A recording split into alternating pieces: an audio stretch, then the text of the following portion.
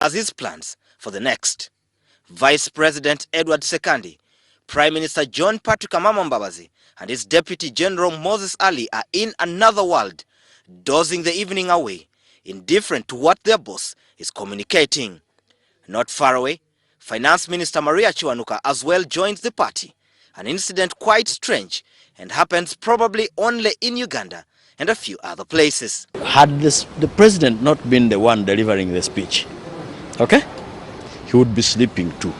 These are the men and women that the president trusts to implement his vision of seeing Uganda transformed into a first world country in 50 years' time, and as such, many are raising questions on whether the decision of these top guns in government to sleep at such a critical hour does not affect their implementation as the nation continues to boast of terrible infrastructure, miserable roads, and yawning health facilities.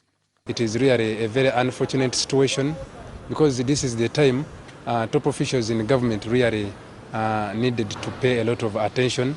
The same sleeping group is the one that the president enjoys working with. They are all tired, right from the president, the vice president, etc. Those are grandfathers who should, for the few hours they are awake, be playing with their grandchildren.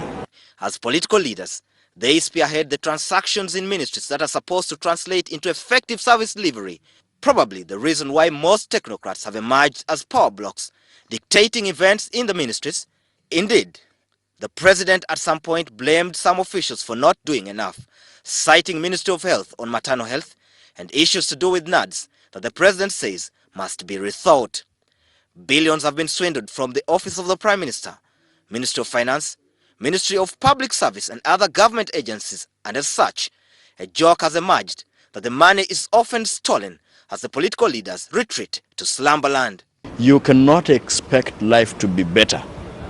One with a sleeping president, with a sleeping vice president, with a sleeping cabinet. If you looked at the red paper today, the headline is, "They have slept again." It is critical for the country to be reassured that these events do not play out as well in the day-to-day running of government business, where some have already complained about unnecessary bureaucracies and delays caused by officials who are not bothered or rather prefer to take their time. And yet, the president promised improved service delivery in the next financial year, and many will be looking out for its implementation. In any case, the resources are limited of members of parliament in the opposition. Think that Ugandans cannot understand that. You think Ugandans have not read the book of Genesis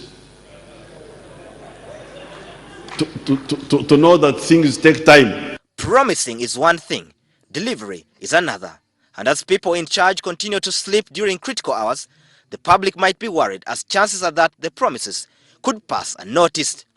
Some have argued that most top guns in government have since become weak, consumed by old age, yet they have never thought about hanging their political boots as the countries continue to suffer the repercussions of their tiredness.